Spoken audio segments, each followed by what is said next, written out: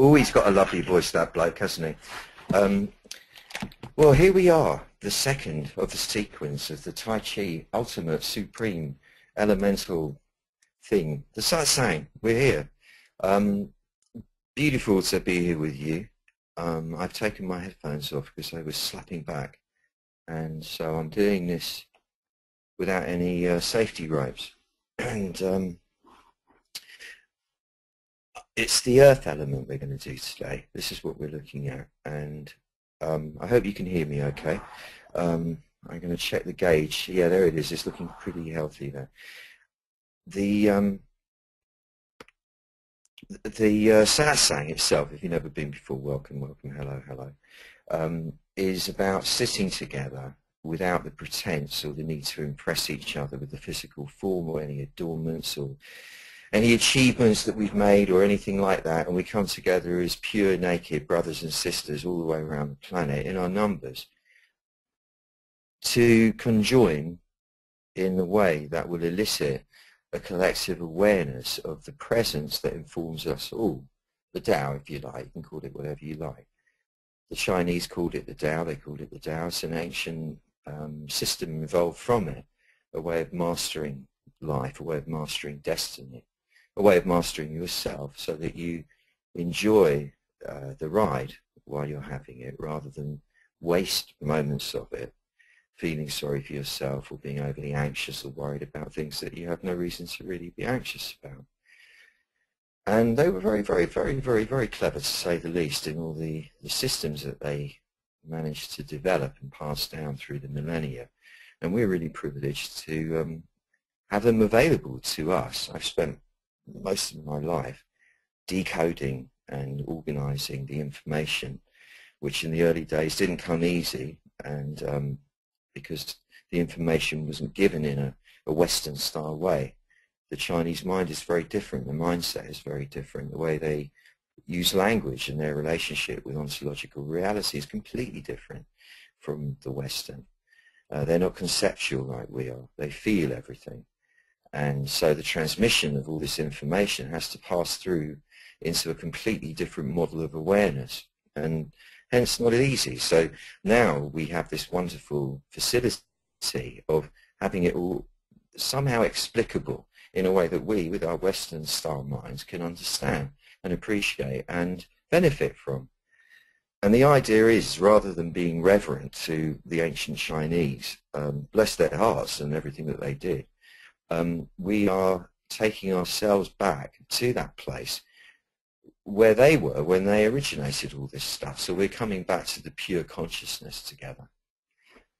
And in doing this, we create some kind of synergy, some kind of magical exponential multiplication of all the energies put together of everybody here, which if we then insert an intention into it, will provide the fertile ground for manifestations to evolve with the greatest ease and swiftness. In other words, we're doing magic. It's a magic ritual. Now, Taoism was first famous for being for its magic. Taoist magic in the 60s was the thing that the hippies knew about. It's what I went to Hong Kong to learn about when I was in my late teens. And in fact, I'm going there again after 40 years on Tuesday, which reminds me to tell you that next Sunday, for all the effort on the universe to try and make it differently, I will, alas, be high in the air, all being well that is, in an aeroplane, returning from Hong Kong to Europe, and therefore we are delaying that satsang until whenever Sue says it was, I can't remember. It's the week, that week following, the Tuesday at 1900 GMT. But we'll send you emails about that. And the Taoist magic is, there's nothing really mystical about it, unless you want to get mystical, if you want to get romantic. It's really very straightforward, and you could call it mechanics, really. But that implies a jaggedness and a hard edgeness to it, which it certainly isn't. In flavor, the practice of Taoism is, I sometimes feel a bit like a tango, in a way. Like you're dancing with your beloved, which is the Tao, which is existent, and everything informing existence. And it somehow takes the lead, and you do your best to dance elegantly and gracefully with it. And it's quite passionate, and there's a lot of poise in it. There's a lot of holding back, retention, and then release. And it has a flavour. And so this is the flavour that we're approaching this magical ritual we're doing today with. Now, we're well placed today because it was the new moon yesterday in Pisces. My moon is Pisces, as it happens. So I guess I feel very in flow with this at the moment. It's been a bumpy, choppy few days, 2 or 3 days, as a result, and as a result of Mercury coming out of retrograde and going direct. There's been a choppiness to it, and it's a very new moony thing. You know, lots of information coming in, lots to be processed, and what seemed very sure and secure as the view previously isn't anymore. It wobbles, and oh, what is what here? Where are we going? What's to do first? And it's settling again now, and it will do as we move towards the full moon. Now, you'll be aware of the fact that all ancient cultures used the moon cycles for their magic, and when you plant on the new moon, it rises into fruition by the full moon. So that's the process. That's where we are right now. Very apt, because we're doing this today in honor of the earth element, which is the element that governs our relationship with the material plane and all aspects of it.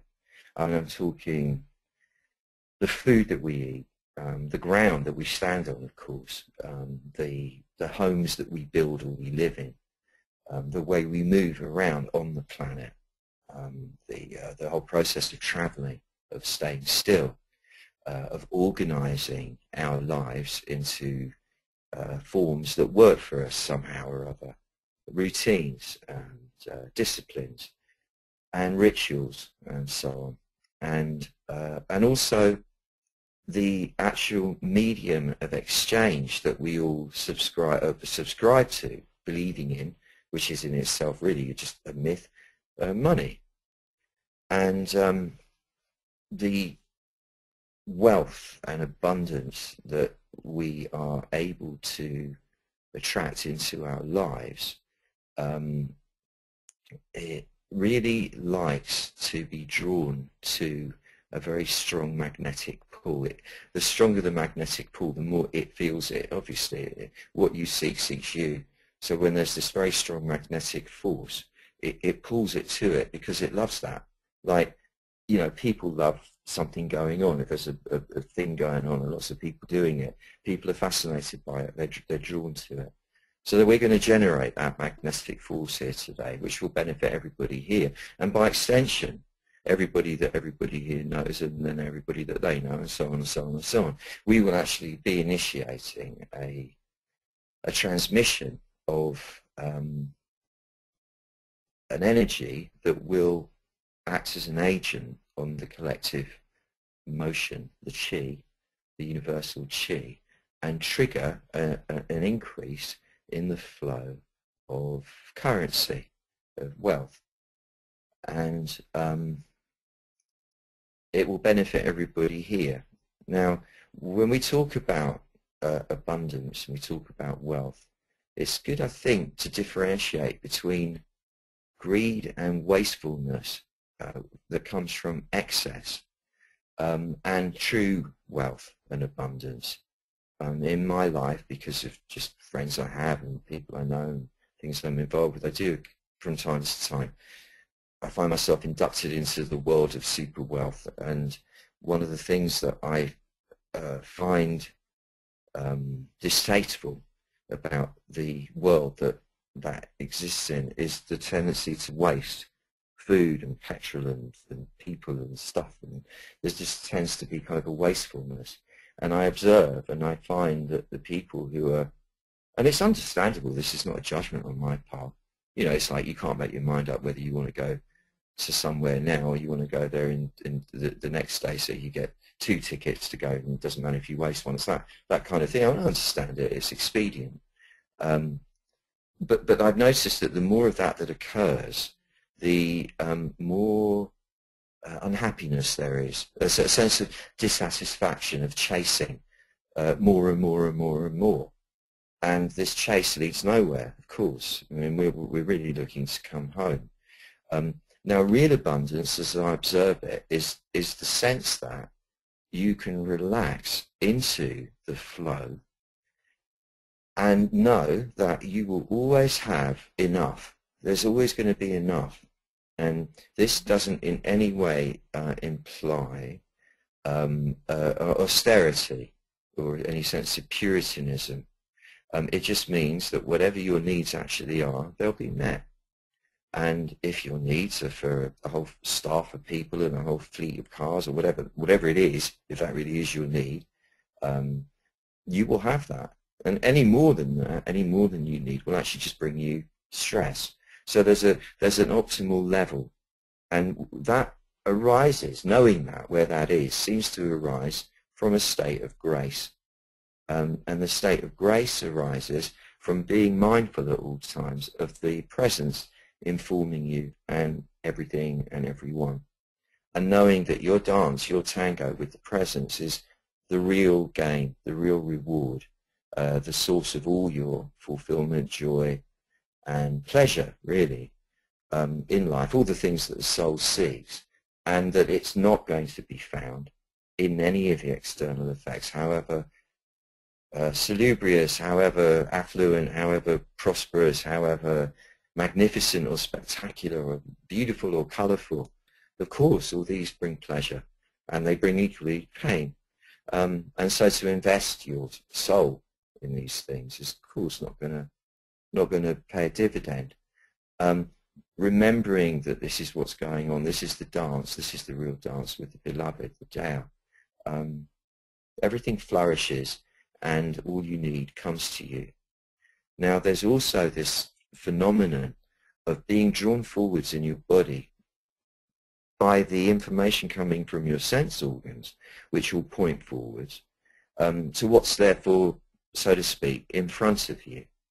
And what's in front of you is your description, because that's all it is, of a story called existence, called reality, called life on earth.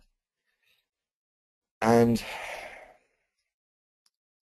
the interaction with this version of reality that you've described to yourself naturally gives rise to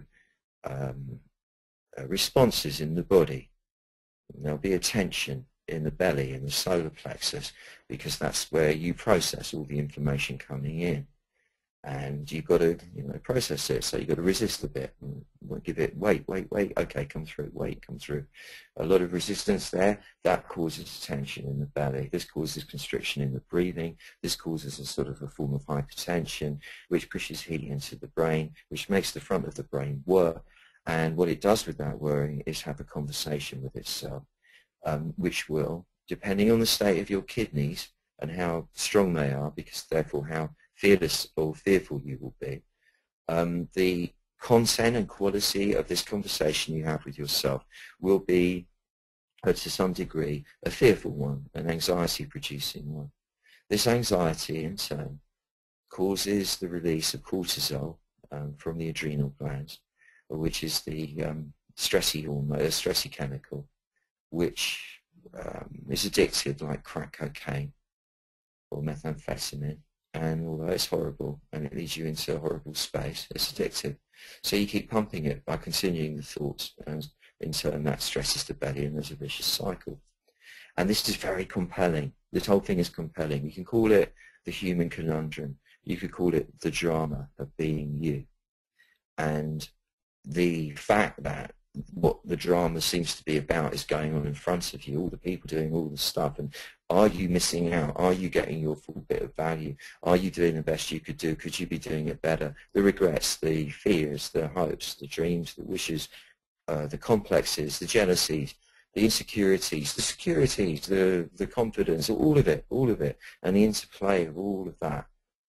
It all goes on. It's very, very compelling, and it all goes on in the front of you. It all goes on in the front of your body.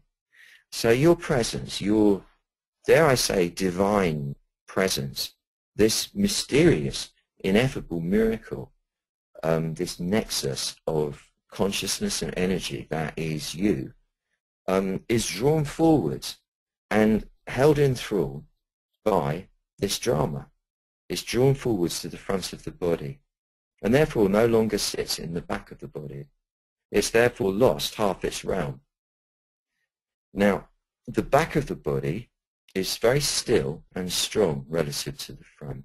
It doesn't move that much. It has the spine in it, which is the central support strata of the whole system. And the muscles running down either side of the spine are very powerful, very, very strong. And the back, other than the kidney region, is relatively protected. And not a lot goes on in there in terms of noise and activity relative to what goes on in the front. And the masters of yore, especially in relation to the martial arts, which is, you could say, one of the more extreme activities humans can engage in, fighting each other, they found that when you don't allow your presence to be drawn forward, or rather when you allow your presence to come back and to sit in the back of you, you attain to the stillness and strength and relative solidity, and therefore stability of the back. And the front and all the drama that's going on then becomes an energetic phenomenon that is occurring in the front of the body. It is no longer who you are. You are this big presence that sits in the back, bearing witness to the whole thing, curiously amused by the play of noise and swirl and light and sound and smells and colours and tastes and sensations that's occurring in the front, and all the conversation and debate that's occurring about it inside of you. Similarly, fascinated in a curious way by the play of life going on around you in the external world, your interactions with all the others in your world and the ramifications of all of that. Fascinated by it, but not drawn into it. And they discovered that if you could sit back the whole time, it would be like a really world-class racing driver sitting back in one of those ridiculously powerful machines, being thrust back into the seat from the G-force, and in that mode, able to control this ridiculously fast machine in a superhuman way, and not possible if in the front of oneself, because there's all the nerves and the noise and the conversation. And once this idea was imbibed, you would then go into what they call the backward flowing motion, because life is not static, everything is in motion. They realized that once you understood the notion of dropping back, you could then engage with a perpetual action of flowing backwards, constantly flowing backwards into your back, as it were. So rather than saying, I am this in static form at this moment in time, frozen forever, which we know isn't as it is, and I'm going to drop back once and for all, and that's where I remain, they understood that we are actually process rather than object. And this process is in motion. So the idea is that you just constantly flow backwards into your back. This process is constantly flowing backwards. Now, this is counterintuitive. This is not what we're used to. We are used to flowing forwards. We're educated to flow forwards in a rushing to our deaths. The Taoist way is don't rush to your death. There's no need. Life is beautiful. Life can be long if you allow it. So if you want that, flow backwards instead. Then you're going against the direction of this construct we all subscribe to called linear time, which leads you to your dissolution and death. You're going the other way, and they say that it makes you younger as you get older.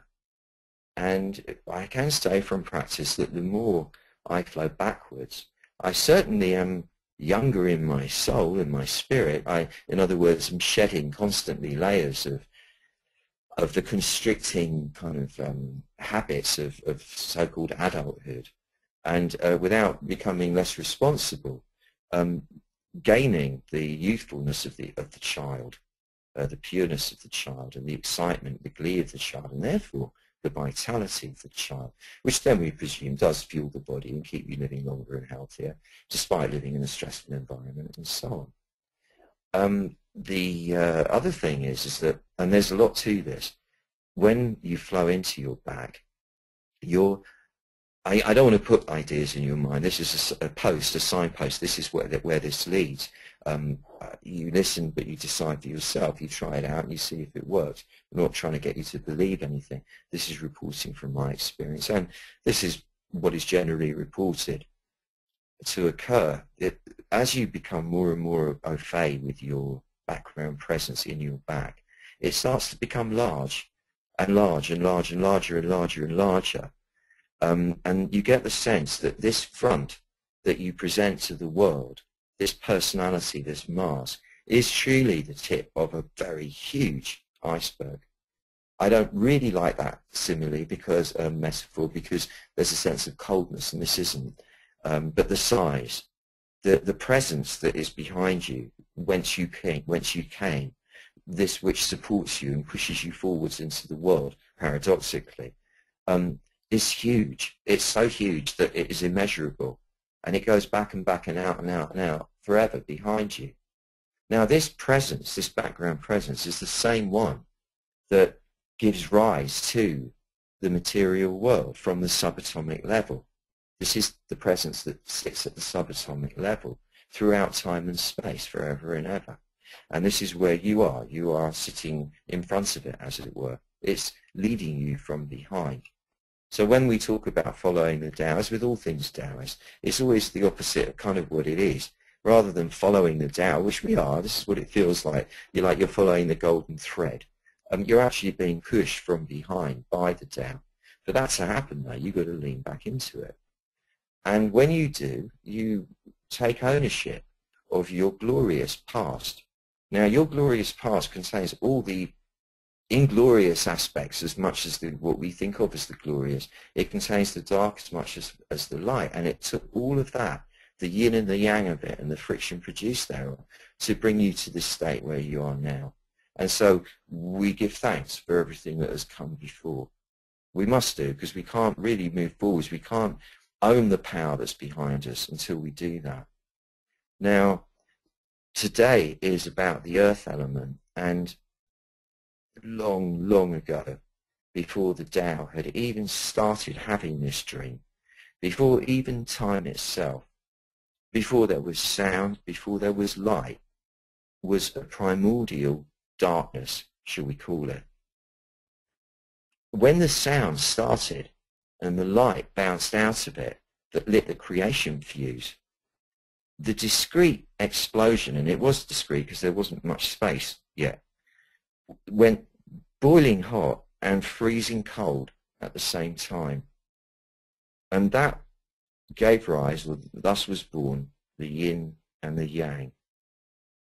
And as this explosion grew bigger and louder, with the expanding space it itself was causing, the yin and the yang rubbed up hard against each other. And in this rubbing up, in the friction, went into a perpetual spin, cycling round and round each other, till, for all we know, beyond the end of time, the electromagnetic spin that this generated was so powerful that it gave birth to 5 distinct elements, which instantaneously provided the basis for existence to spring into being, and here we all are. However, though these elements appeared to spring forth from yin and yang's dance, which they did on one level, their essence was rooted just as profoundly as yin and yang's in the primordial darkness, the Wu Qi, which means the supreme ultimately-ness, the undifferentiated absolute. Now, the earth element, which we're going to start flowing back through time to meet, we're going to meet in the primordial darkness. We're going to flow backwards now through time, so far back that we reach the primordial darkness before the Tao even had this dream, so that we can meet the earth element at its origins. The flavor of the earth element is similar at this level of the deep dark primordial to if you were to find yourself in an ancient cave that had never been explored, that was really deep underground, not so deep that it was getting hot from the core of the earth, but so deep that it was actually profoundly silent and at a temperature that was just absolutely perfect, to the point that it was almost no temperature. So the sense of absolute ancient stillness, as still and as powerful as can be. It's what the Taoists would call shockingly still. But then the fuse is lit, and bang, it bursts forth into being in a blaze of fire. Heat so hot we can hardly measure it, and formed itself into a semi-solid state as it span and orbited the sun. And now, here we are, it having cooled down on its surface enough to present us a solid ground to stand on. On its surface, this sphere that we stand on, the mothership, is spinning right now on her axis at 1,000 miles an hour. This is a very huge piece of sphere, and it is spinning at 1,000 miles an hour, like a gyroscope, as it orbits the star. And as it orbits the star, it is moving, as we sit here, at 66,000 miles an hour right now. And were it not for the 1,000-mile-an-hour spin, we would all be flung off the surface of this planet into outer space. Appreciate this kinetic power, even glancing at it. Just get a glimpse of it, get a sense of it with your senses. We're not meant to feel it consciously, of course, because it would be too hard to cope with. But at the subconscious level, we are fully aware of this kinetic power. And not only the kinetic power, but the fire, the huge heat at the core. This is the earth element, the yin and the yang of the earth element, the deep, dark, primordial cave, and the huge, powerful motion and fire. This is the earth. And it flows through you as mother energy. This is the energy of the mother principle of existence. And it does so via the energetic and physical orb, the area under the ribs on the left-hand side where sits the spleen. And what it does, as well as the physical functions of the spleen and the pancreas, is give you the connection that you need with all aspects of material reality. The physical survival. It gives you your physical shape. It holds you in that shape. The fact that your body doesn't morph into something totally different or just turn into a blob on the floor is because of this energy, the earth energy. It gives it shape. It holds it in shape. It holds the blood in the vessels. It holds the muscles there. It holds the skin. It holds the organs up. It holds you together. But not just your body. It gives shape to your life and to the events of your life and to the organization of your life. And it even gives shape and influences and commands the magic trick we all use for exchange money. It's remarkable. Now, what we are afraid of and what we're trying to run away from is chaos. We're terrified of chaos occurring in our lives. And so we seek order. And we seek order in externals because we're trained that way. If you get your mortgage sorted out, if you pay the mortgage off, if you repay your loans, if you clear your debts, if you make the money you need for this or for that, everything will be okay. If you tidy the house and you put your things away and everything's orderly and everything's sorted and organized, everything will be okay. And it will. On that level, it will be a lot easier for you than if it's all messy. We all know that. But you will not avoid chaos that way, because chaos still exists. So you're living in a dream world pretending chaos isn't there, and that's very, very stressful. Order, the order we seek in our souls, is found, at least initially, at the hub of all the chaos. Order is found at the very core of chaos, where there is no movement. This is the Tao. This is the background presence.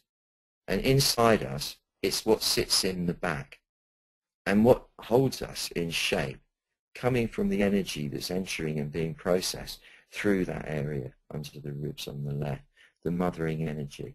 So just for a moment, give thanks to the mother energy, the mother principle, which was expressed, informed by your own mother. Give thanks for that phenomenon. Thanks for your mother. Thanks for being here.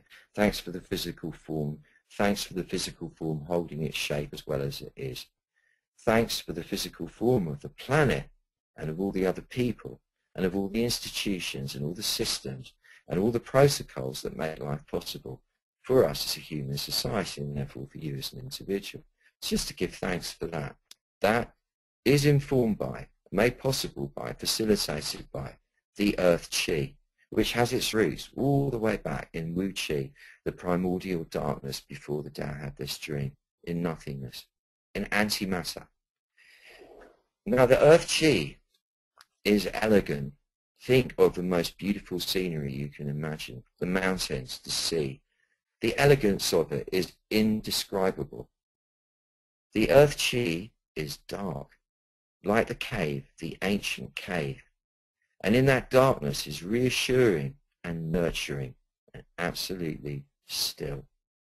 The Earth Chi is boiling magma, so powerful that no one can withstand it.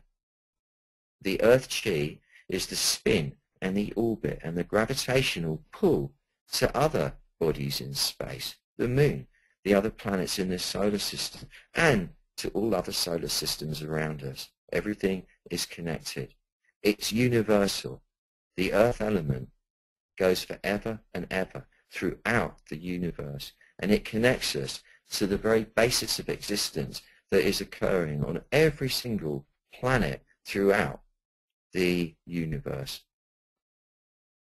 Now, money, coming down to a much more local level, is an organic medium of exchange. When I say organic, it's something that developed not through contrivance, but organically over the millennia.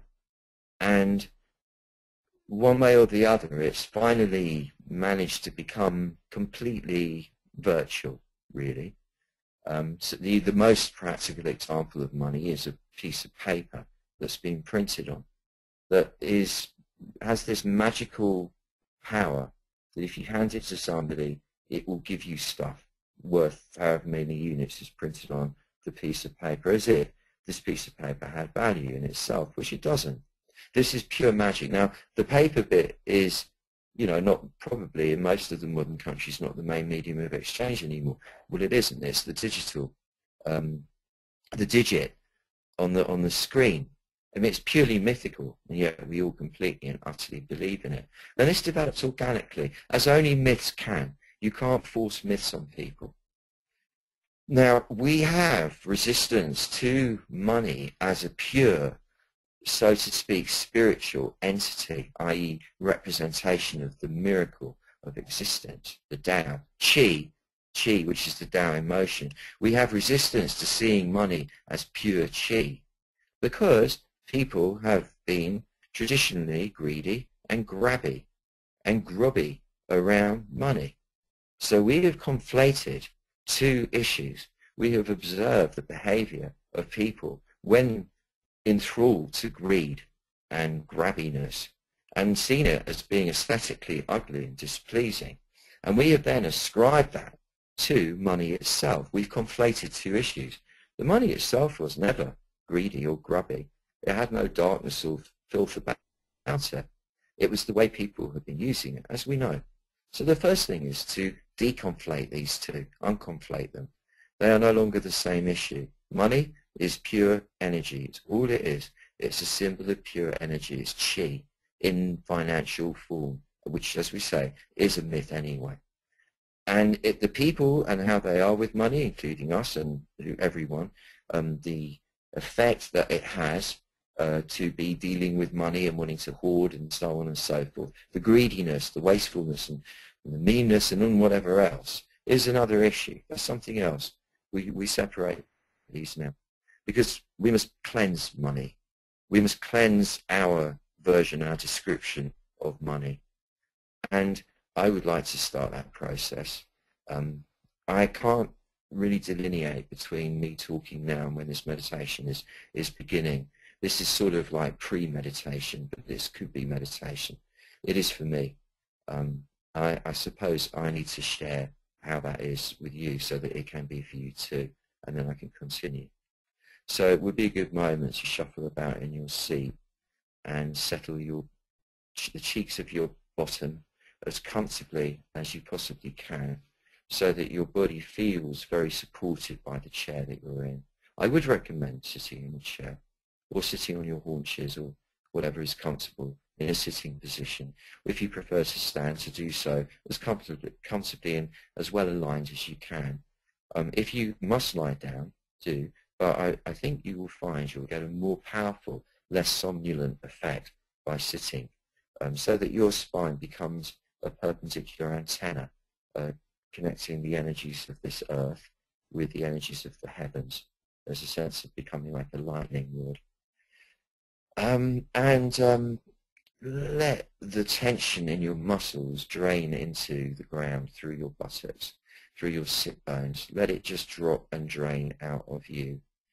Starting from the top of your head, down the sides of your head, the front of your head, i.e. your face, the back of your head, the neck, sides, front, back, throat, shoulders, upper arms, lower arms, hands, fingers, sides, shoulder blades, between the shoulder blades, down the back, down the sides, all the way into the lower back, all the way around into the belly, all aspects of the belly, upper, mid and lower, down into the genitals, the pelvic floor, the buttocks, the hamstrings, the lower legs, the feet and the toes, and allow everything to drain out of you, as in the tension you don't need there, leaving you feeling soft and free and relatively empty of noise. And allow all the weight of the head to drop down with that so that you're not fighting gravity. You're almost slumping into the ground. But to counter that, imagine that someone's lifting the crown of your head up to the ceiling as if there was a silver thread attached to it, and that's making the spine elongate. That's giving you lightness at the top of your head. Visualize a ball of bright white light above your head, and it's drawing you upwards. There, your spirit is light. You're bigger now. Drop the shoulders, broaden the shoulders, and raise the breastbone a little. Don't arch the back. And notice how you feel more expansive inside now. There's more of you. You've arrived. Here you are. Claim the space. Allow your breathing to slow down and to regulate itself. So the in-breath and the out-breath are of equal length. You might want to count 1, 2, 3, 4, 5 in, 1, 2, 3, 4, 5 out. But at your discretion, whatever feels good with you, just to let the breath flow and to not stick, and letting the belly swell a little as the breath comes in, and to get the breath out again, push the belly back towards the spine, contract the muscles, push the air out. Relax the belly, the air comes back in again. And let the breath be smooth, let it be silent, let it be silken, like drawing silk from a cocoon, very delicate, appreciating every movement, the in and the out. Knowing that the out releases you of all the toxins of the past, the in draws into you the next moment, new life, fresh possibilities. And now let yourself lean back against your shoulder blades, lean back against the front of your spine, lean back against your rear pelvic bones, lean back into your sacrum, like as if you're leaning back into the back of a very well sturdy, constructed, well-designed chair. Lean back, lean back, lean back, lean back, and down. So lean back and sink down. You lean back and you sink down. You lean back and then you let your sacrum, the bit of you down there, sink back into your sacrum. So you're down, you're down and you're back. You're not inching upwards, you're back and you're down. You're rooted, you're solid, you're with the earth. Hello, earth. Feel it. Feel the power of the earth under your feet, under your sit bones. Hello, earth. Feel it, feel it, feel it. Hello, earth. Let it come in. Let it come in. The top of the head's being suspended, and it's reaching up to this white light above it so that you're not slumping. Breastbone is slightly raised to give you a regal feel, a sense of command. You're in the back. The noise in the front has subsided significantly now. The normal noise in the front of the brain we're about to turn off quite simply by allowing your mind to slide now into the back of your skull, so that you're sitting now leaning up against the rear wall of the skull. You'll find it probably easier to see this with your eyes closed. Lean up against the rear wall of the skull, and here you sit like a Buddha with your face on a beautiful pile of cushions, very comfortable, really settled, sturdy, resilient, awake, alert, yet absolutely and utterly relaxed in the back of your head, gazing through the mouth of this sacred cave in which you sit into infinity, bolstered, supported by this huge presence sitting in the back of you, this huge psychophysical presence sitting in the back of you, solid as a rock, steady as a mountain range, in command of everything going on in the front, but no longer drawn by it, no longer fascinated by it, well, fascinated, but not held in thrall by it, just curiously amused. Nice to see the shapes swirling around out there. Nice to see the shapes and swirling around in here as I process, but here I am in the back of me. And allow yourself to start flowing back into that, just gently, gently, gently, a sense of continual movement backwards, continual movement backwards.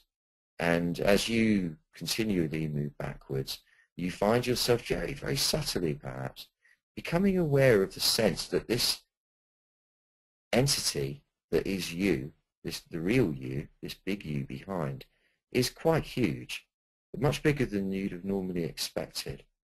You can feel that it connects you to everything naturally that has come before, to your entire past, hugeness of your past. It wasn't a straight line, it was a huge lateral field stretching as far back as you can possibly imagine for when you were conceived.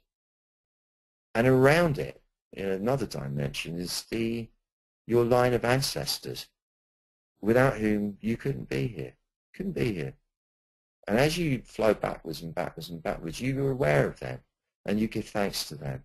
You give thanks to your own past. You give thanks to all of it. Thank you. Thank you for this story that has got me to this point. And meanwhile, you're still flowing backwards and backwards, past even all of that.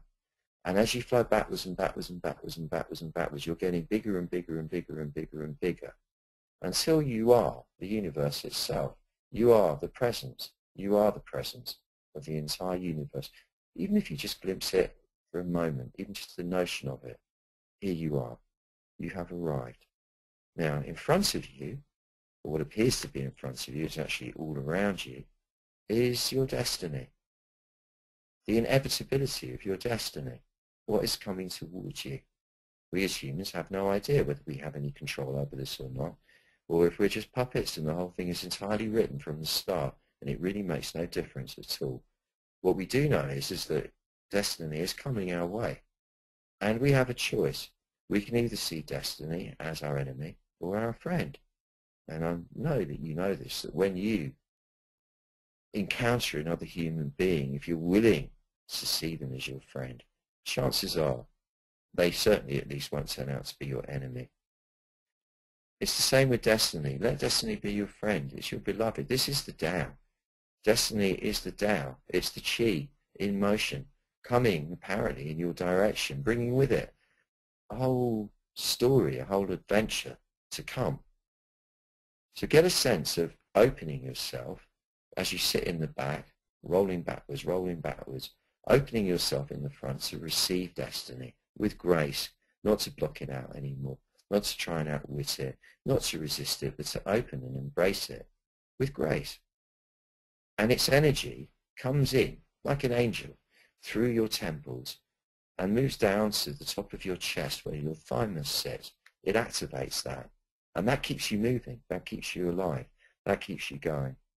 And from there, it drops into your heart and backwards from there, where somehow or other it embraces the energy of the ancestors in your past, which is acting as a guardian to protect you. And this protective force coming from behind and surrounding you is now merging with the force of destiny. It's the yin and the yang again, it merging within you. And their merging is the divine union. And this makes the Tao very, very happy. It smiles. The background presence of the entire universe smiles. And it smiles for everyone in this satsang. Feel it doing that right now. So we sit in our hundreds in a circle all the way around the planet.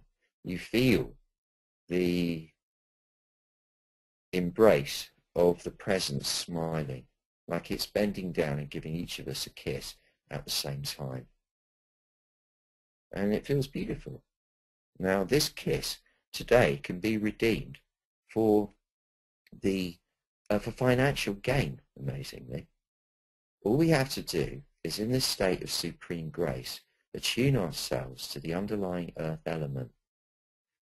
So we now allow ourselves to drop and drop and drop and drop and drop back through time, away from the illusion of time, back and back and back, way back before even the universe was dreamed of by the Tao, until we're in a place of absolute nothingness, Wu Qi. And in Wu Qi, there is the earth element in its nascent form, in its latent form, in its potential. And we say hello to it, and our presence now saying hello to it activates it. And it's very happy for this, very happy. The earth element, all golden and bright like a sunflower, bursts into life before our eyes and takes a bow of thanks and gratitude for us activating it. And as it does so, already it's caught into the time frame, and it exponentially bursts bigger and bigger and bigger and bigger, and explodes into being exponentially bigger and bigger and bigger and bigger, until all of matter exists. And yet it maintains its alliance with us throughout. So from before the beginning of time, we now have created a connection with the earth element, and it's supported us all the way through to this moment. It's come through our ancestors on one level, and here we are. It has arrived in us at this moment in time. And it's like a smile, a sunflower smile, that sits at first under the ribs on the left-hand side. And it is infusing your body with this earth element energy, this golden, very powerful, because it contains kinetic power as well as heat on a vast scale, but also sturdiness and solidity. It infuses every cell of the body with this beautiful golden energy, very powerful, active golden energy. Now, from this place, we have power. We have power because we have merged with the earth element, which means that we can now make an intention, and it will find form, because that's what earth does. Now, because money is something that we all have our stories with, let's play a silly game from this place of power and imagine that money is a person. Now, as we do that, we'll notice the old images of that person falling away, all those mean disguises, scary disguises, cold disguises, ungiving disguises, all fall away. And what's standing in front of us now is what you could only describe as a divine being, so beautiful, so kind, so giving. It's impossible to describe. There's this presence among us now, which is the Tao personified as wealth. Beautiful wealth, cleansed of all the misassociations with greediness and so on, pure wealth, pure beautiful wealth, sacred, sacred wealth. And the presence that is informing this wealth, this spirit of wealth, is smiling benignly upon you. Allow the smile to radiate through you. Receive it fully. Receive the smile of the spirit of wealth. Feel it connect very strongly under the ribs on the left. Feel it activate some energy there that's quite palpable and powerful, that's radiating to all parts of you and activating that golden light in all the cells of your body. Receive it. Receive the smile with gratitude. Receive it. Receive it. Undo all the blocks to it. Receive it. Receive it.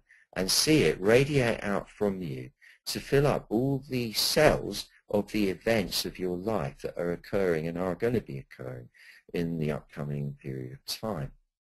And all the events that are going to bring the people and the situations and the opportunities for the money that you need to make your life beautiful so that you can roll with it and give of your best and fulfill your mission of spreading your unique brand of joy to the world. Everything is given you so that the financial flow in your life suddenly eases right up, and from every direction money is coming to you. Apparently even with no logic to it. Surprises and wonderful, strange quirks of fate occurring at every turn, and the flow of money is growing exponentially in your direction. And you can feel it. You're allowing it to feed you. It's a beautiful sensation of the spirit of wealth sending her energy into you now, and you feel it. It's moving through every cell of your body. It's expanding, it's growing, it's becoming more powerful, and it's moving out from there into the events of your life, touching every part of it with this beautiful golden light, this healing golden light, which means that all your transactions that are coming up are bearing fruit now. And when you consider the money that you've had to pay out, and parking fines and tax, and for petrol and for food and for rent and mortgages and all the stuff that you've been spending money on, bless it now. Let it go out. Let it have gone out with a beautiful heart, a beautiful love. Let it go with, like a gift, as your way of saying, this is my gift to you, spirit of wealth. And spirit of wealth is just says, oh, thanks, thanks. Here, have more, have more. And it's thrusting this power into you. And this golden power of wealth is just spreading throughout you and throughout your life. And it's so huge, it's so big, that there is this abundance that enables you to take care of everyone around you and make everything very beautiful in your life. Not that you'll be confused by this and think that this will give you anything external. The stability from the chaos, you know that that comes now from being back inside. But that you know also that the game of playing, being a person on the planet is now going to become a lot easier and smooth and seamless and convenient. But you know that this is because of your dance, your tango with the Tao, and you know that that is the real reward. This is what you'd call Tai Chi money, I reckon, because it's supreme, ultimate, cleansed money. Be for a moment in the back of you breathing. Know that you deserve every bit of it. You're entitled to every bit of it. See it like this. Every baby comes in with an unlimited bank account, an unlimited deposit account, filled to the brim, that will cover all its needs for the rest of its life. If that baby, when it grows into an adult, or it understands to flow with its Tao, there it is. And all you have to do now is draw some down from the account, whatever you need. Now, you'll know intuitively what you need right now. Don't use the logic, just use your intuition and see what figure comes up. It might be smaller than you'd imagined, it might be bigger than you'd imagined, doesn't matter. Wherever it is, just see a figure, just see it there. And then you see yourself say to spirit of wealth, okay, I need to draw down this much now, knowing that it doesn't mean that's it forever. You can keep coming back for whatever you need. It will be there because you deserve it, you need it, you're entitled to it. You must know this. And you see the spirit of wealth without any hesitation do whatever it has to do on its side with the machinery to press the right buttons, and kabang, there it is on your screen. In credit, that much. Wow. Feel it. Feel the feeling of elation that brings, that relief, and the joy and the delight knowing that you've interacted with the Tao in such a way that it has produced an apparently, because everything's just appearances, an apparently material result. How beautiful. Give thanks for this. And know that you are entitled now to a beautiful life in every way. You are entitled to it. Feel the mother energy in the spleen saying, it's okay, my darling, you can have it. Yes, you can have it. So receive it now. Receive it. And receiving leads to believing. Self-belief. This isn't about believing a story or believing any of the stuff we've just done even. It's about believing in yourself. And we all of us, having to learn to do this more and more and more. So feel the sense of self-belief. You're allowed to, in this moment. Feel the power of the self-belief. I can, I can, I can. Feel the ground beneath you supporting the self-belief. Feel it. Merge with it. Sink into it. Give thanks for it. Feel yourself stable on the ground. Know that you will prevail and live long, that you will abide. I will abide. I am abiding. Feel it. Say it to yourself. I am abiding. And all resources will be provided. All resources will be provided. I don't have to contrive it. All I have to do is arrive. No contrive, just arrive. I have to arrive, be here in my body, in the back of me. And see it all now. The wealth of the planet is huge. See it all around you and know that it's yours as much as anyone else's. Just receive it, claim it as yours now. And the magic is done. So put a white light around this whole experience, like a white circular flame, a frame, and do a white burnout so that the scene is obliterated in white light. But for one tiny, tiny, micro-sized golden pea that contains the entire holographic image of what we've just done. Place it behind your breastbone, as it were. Keep it safe in front of your heart there. Be behind that. Sit back, see that tiny micro pea of golden light that contains the whole image of what's just happened, sitting behind your breastbone, spinning on its axis like the planet does, and know that that's the activation key. It's there, it's been set in motion, nothing can stop it now. Give thanks, thank you, thank you, thank you for all the abundance that is mine. And then start wriggling your fingers, wriggling your toes, wriggling your ears, and wriggling your nose, and coming back into the so-called everyday state so that we can get on with the Q&A session. Hey, Sue. Hello. Speak to me, speak to me. Oh, that's good. Hello. I'm talking to you, but obviously on a bit of a satellite delay. Yeah. Okay. We have some questions pre-submitted. So we'll start with, we'll start with a comment from Teresa regarding last week's satsang. So Teresa says, the fire magic satsang opened up opportunities for me to lovingly set boundaries which support me. Thank you, BD and everyone. You are utterly welcome. May the boundaries serve you well and support every square millimetre of your being 1,000 times over. Okay, this first question is from the initial D only, so D for Doc. I have been applying this info diligently for 2 years or more. I feel happy and my life is good, but my finances are not. Any ideas?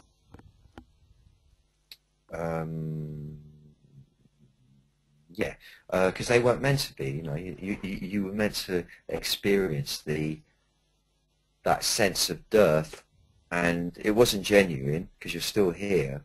If it was a genuine dearth, you wouldn't still be here. Right? I mean, you couldn't be. You know, you wouldn't have had the wherewithal to survive. So it's working. It's working, and you've needed to feel the dearth of it so that you could get to the point where we were today, and others like it. Where you can embrace the spirit of wealth from a pure place inside and go, okay, now let's have it, let's have it, let's have it. It's okay now. I felt it without, I want it with now. I would suggest that. I mean, it's a fun game, isn't it? Because, you know, there's always the jittery aspects of all of us. I have it too. Which the one that goes like, oh, I don't know if this is working. Is this going to work? Oh, what if it doesn't work? The bit of us that loves to worry. We're addicted to worrying. That's the thing, because it releases cortisol. It's really addictive. So even when things are actually going okay, we just produce worry. And there's an element of worry that's useful. It's to alert us to things that need attending to. But it's just better to log the thing that needs attending to, attend to it, or make a note to, and stop worrying, because the worrying just depletes. And it's a pointless exercise. It doesn't make any difference at all. I'm assuming you have a direction, that you have some kind of project, that's something that you're working with, you're moving towards, and I'm assuming that you have a clear intention of yourself living a life of ease and where all your activities are facilitated in a reasonable way, or whatever it is to you, having the wealth. I'm assuming that, and that you keep revisiting that intention and looking at it and going, yes, this is what I want, and what have you. And I'm assuming that you're relaxing into the flow and trusting that the Tao is taking you where you need to be going. And I'm assuming that you're dropping back off and inside, so that you're not engaging with the drama, you're engaging with the big presence that will keep telling you, relax, it's all going to be fine. Relax, it's all going to be fine. Because if you are, then I think you'll find that as a result of today's session, within 90 days, which is the standard Taoist kind of time frame for manifestations to work, you will have seen your life gone through a positive change in respect of money. This next one is from Dorcas. I have 3 bulging discs in my lower back, L3, 4 and 5. I had to retire and have a lot of pain. I'm trying to apply the leaning back to healing this. I would appreciate any advice specific to this situation. Thank you. Blessed be. Yeah, Dorcas, I'm sorry to hear this, that you're going through that suffering. The first thing with the pain of it and discomfort of it and the whole notion of it and its debilitating effects, rather than fight or fear or resist that, there has to come the point where you see it as the Tao in a strange disguise saying hello to you and love it. It's a really counterintuitive thing to do, but if you can go, I love you, I love you, I love you, giving it the love is the first step in it settling into the best position it can be in, all things considered. And then when you drop back and allow the weight to sink and allow yourself to trust the weight to sink down there, that's your presence coming back. And the basic theory of all natural healing is that when your presence, when your consciousness fills the area of the body that's in question, where there's a lesion of some kind, there is then therefore no longer room for that disease, that ill-ease, that lesion to exist. In other words, wherever you are, there cannot be room for anything wrong.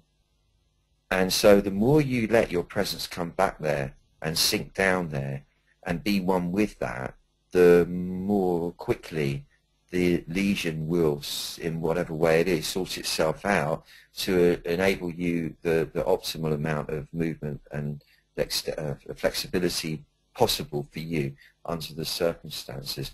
And Dorcas, visualize a very powerful electric blue light coming into the kidney area, level of the spine, and moving down through the lumbar region into the sacrum and down the outsides of the legs into the feet. And it's so powerful that it aligns bones, that it's so powerful that it kind of freezes out any inflammation. And then when you felt the electric blue light move through, follow that up by a green light, an emerald green light, rich emerald green, to bring healing to it, to induce the healing intelligence to be activated there. And then follow that with a gold light, a rich gold light, a hot gold light, which is mending everything, mending and making beautiful, making the best that can possibly be of everything. And then finally, when that's been absorbed, follow that with a violet light, which will bring quantum jumps in the healing process. And as well as that, visualize yourself, as counterintuitive as it may be, running like a bionic person up a mountain to the peak, every step propelling you many meters forward, and you're going faster and faster and further with every step, so that you superhumanly reach the peak in no time at all. Visualize it from the run, visualize it from the side of the mountain, watching yourself go up there. Just see yourself doing that. See yourself doing that and reaching the peak. If that's too hard to imagine, see yourself walking it like a bionic person, miraculously reaching the peak, because that will start sending strength through to the right parts of the body. It really will help a lot. I wish you a miracle of healing. Okay, a couple more comments for you. Joshua says, I've been away in Thailand watching a Golden Utopian Society form, so not been to a satsang for a year. That was amazing. A trip from the first moment to the last. Thanks, Doc. Oh, you're welcome, Joshua. Wow, that sounds rather spectacular. A Golden Society. Did you say perfect society? Utopian. Utopian, really? How beautiful. How beautiful. Cool, I'd like to come and visit that. Good on you. Malkit says, I'm feeling very enriched, dear Stephen. Thank you for that. I'm feeling enriched by your declaration of enrichment. You're welcome. And Susan says, thank you so much. A very powerful satsang again and again.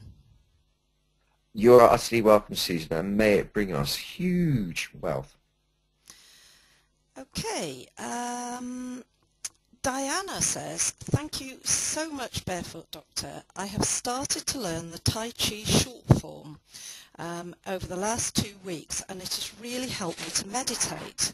As I would normally sit to meditate, I have felt my mind soften and loosen and wanted to share that with you. The moves of Tai Chi in only the first 2 weeks have been very powerful in subtle ways. Thank you so much for promoting Tai Chi. Oh, is that from the online course? Is that what she means? Yes, the short form. Oh, beautiful. Fantastic.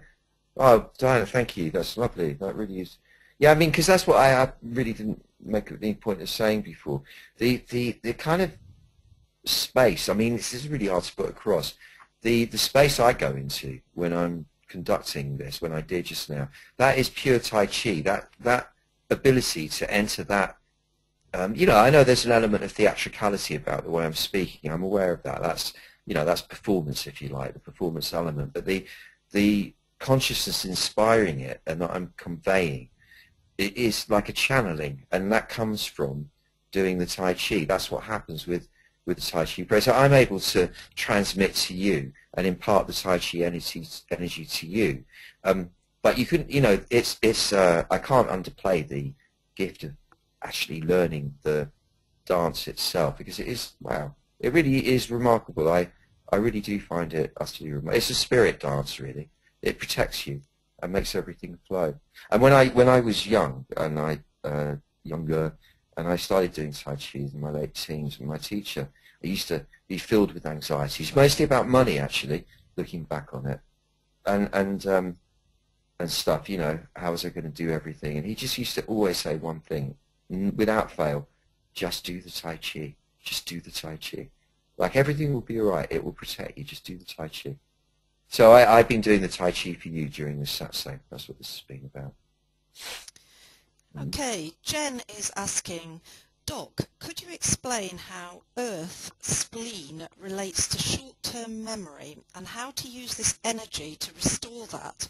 I've been using the spleen liver balancing you showed us when you were in Leeds for a seminar, but it's still got a way to go to get back to a relatively normal level. But on the upside, it does help me be in the now. Yeah, that's true. The short-term memory, yeah, the ability to remember short-term stuff, which is part of the practical thinking mind, you know, the part of the mind that is there to deal with material reality, the practical part. Short-term memory is obviously a crucial element in that, and that's provided for by the earth energy, the spleen energy. One little example of how it goes wrong is because the spleen makes the blood, crudely put, the spleen makes the blood from all the nutrients, from the food rather, that you draw in. And when a woman is about to have a period, the spleen is required to produce the extra blood that's going to be lost through the period, before the period. So in other words, before the period, the spleen has to produce the extra that's going to replace what the stuff that's going to be let go of. And because it's so busy producing the blood, there'll be a moment at least in that premenstrual phase where it's quite likely that you walk into rooms and totally forget what you went there for, and so on. Because also the spleen is all about your digestion and the processing of food, my experience of that will be when I've not got enough iron because I haven't been eating properly for a day or something, and I've got, for some reason, there's a bit of iron deficiency, and so the spleen's having to work hard to get the blood balanced again. And then I'll do that. I'll walk into rooms. What was I coming here for? What was I talking about? That thing? That's the spleen energy. And doing the exercises is good. Doing the spleen healing sound is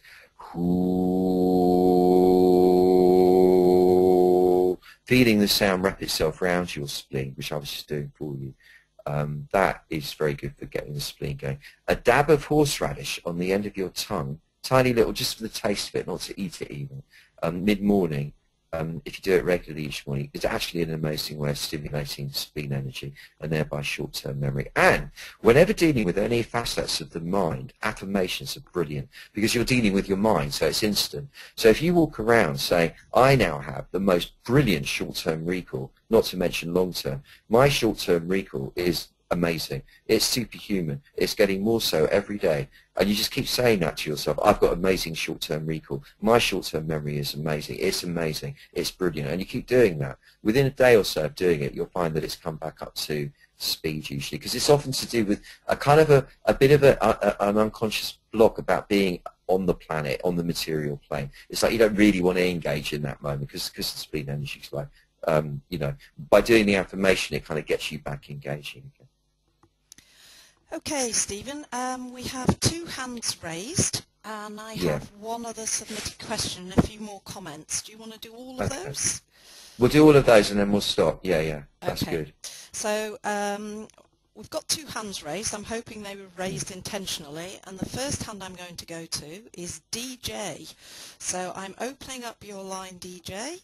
Say hi. Hello. Hello, hello. Okay, DJ, we're not hearing you, so I'm guessing you may not have a microphone. So I'm going to close that line and open up Francesca's line in just a minute. Meanwhile, DJ, if you want to type your question in, I'll be able to read it out to Doc for you.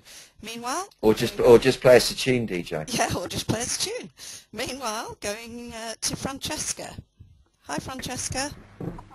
Hello, can you hear me? I hear you fine, Francesca. Hello, welcome. Hello, Doc. Absolutely wonderful satsang. I just love them so much. And I love the idea of dancing with the beloved, with the Tao. I thought that was just wonderful, doing the tango. So thank you for that.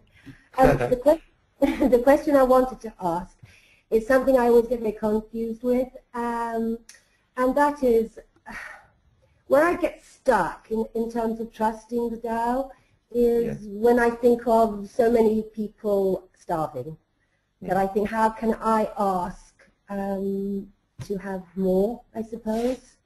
And I don't know how to deal with that. Yeah, I know. I don't either, really. I don't know how we're able to justify the karma. I don't know how it all works. Nobody really does. Just we have to accept in this moment, okay, so that person or those people are in that condition. Now, if I'm going to do anything to help anybody, I've got to have the strength in my body and mind to do that first. And so I have to be sure to draw to me whatever resources I need to be able to be a helpful person that can serve and contribute. So I think we just have to do it in that order. We just have to say, okay, look, I see the suffering. I have an intention to do whatever I can, whatever that is, to serve and to alleviate that suffering as best as I can. To do so, I have particular needs because I cannot do it without that. And I don't want to add to the suffering by me being one of them too. Right. So I then draw to me what I need. I'm allowed to do that. And then I can go around encouraging other people, helping people, doing whatever possible that may occur to help. But if I don't draw to myself the strength I need first, I can't help anybody. So I guess that's the order of things, and that's just the way it has to be. Okay, yeah, that's wonderful. Thank you. And it's interesting you say it, though, because the spleen energy, which the spleen energy, when it's a little bit in deficit, makes us feel huge sympathy for other people, which can actually be stymieing. You know, we feel the pain of other people so much that we can't actually move. We get stuck. That is spleen energy in deficit. So I would definitely recommend spending time talking to your spleen, telling it how much you love it, and getting a conversation going, because that makes energy pass to it, and that will make it stronger. And possibly try some astragalus. It's a root that you chew or get capsules for or whatever. And when you say to have horseradish, do you mean like fresh horseradish or out of a jar? Sorry, that probably sounds really silly. No, not at all. It doesn't matter, actually, as long as you get the taste. As long as you get like a taste on the end of the tongue. It doesn't have to be actual substance, just the taste, because that stimulates spleen energy. Okay, thank you so much. You're very welcome. Good to talk with you. Thank you. Yeah. Thanks, Francesca. Thank you. Okay, a few comments for you. First of all, from Donna. This was awesome. My first time. Very beautiful. Thank you so much. You are very welcome, Donna. Lovely that you came. Sieglinde says, thank you again so much, as always. I felt totally plugged in. Beautiful, Sieglinde. I'm very happy. Me too. Inga says, I had a bit of a harder time slipping into it today. I guess that reinforces my own impression that I really have some growth inviting me into this direction. Last week blew my socks off. I shall go and revisit fire and then spend proper time with earth when the replay comes. Bless you. Okay. You bless you too, Inga. Ross says, thank you for bringing awareness to the felt sense of relaxing backwards into the loving embrace of the Tao.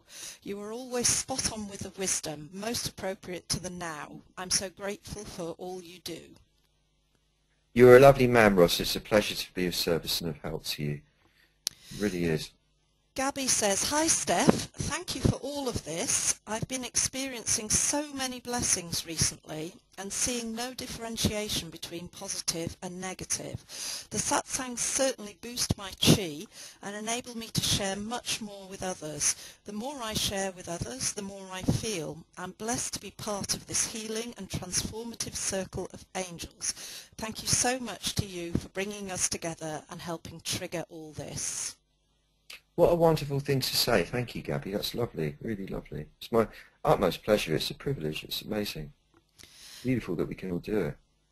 And a comment from David about the tip of the iceberg analogy. He says, may he humbly suggest an alternative which is perhaps not so cold. Imagine an island like Hawaii, in itself a beautiful lush paradise, while at the same time just the visible tip of a monumentally huge underwater volcano. Larger than any mountain on land, much bigger than Mount Everest even, submerged in water, rooted in the earth and full of fire, with a direct connection to all the power held in the centre of the planet. Wow, that's pretty amazing. Thank you, sir. The only thing is, it's like when you're doing a quick one and you go like tip of the iceberg, how do you do it for that one? The tip of Hawaii. Just remember, you're just Hawaii. Yeah, I love that. Thank you. I'll work with it. Okay, so the last question is from Joanne. How can I best help my son connect with his soul over his dark ego mind? Ooh, I don't know. I don't know what you mean by the dark ego mind, but I think, you know what I've found is working in the mental health arena with people who you might describe in that same way, in really extreme conditions.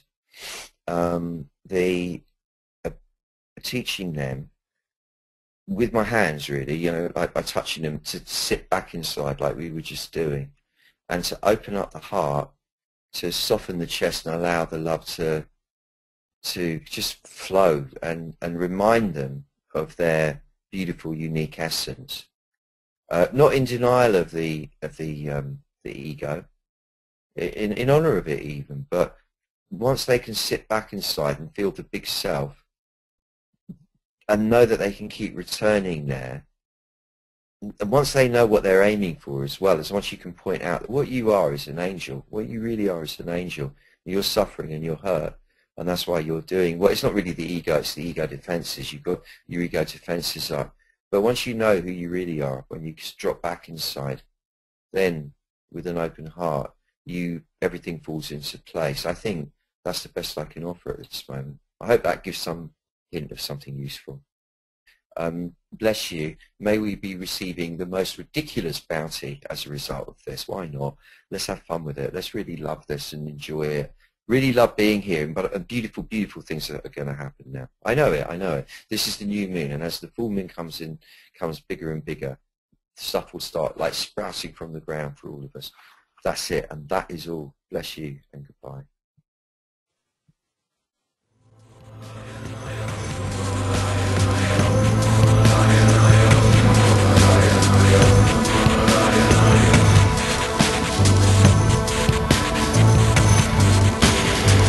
They're all pain, suffering, be dispelled.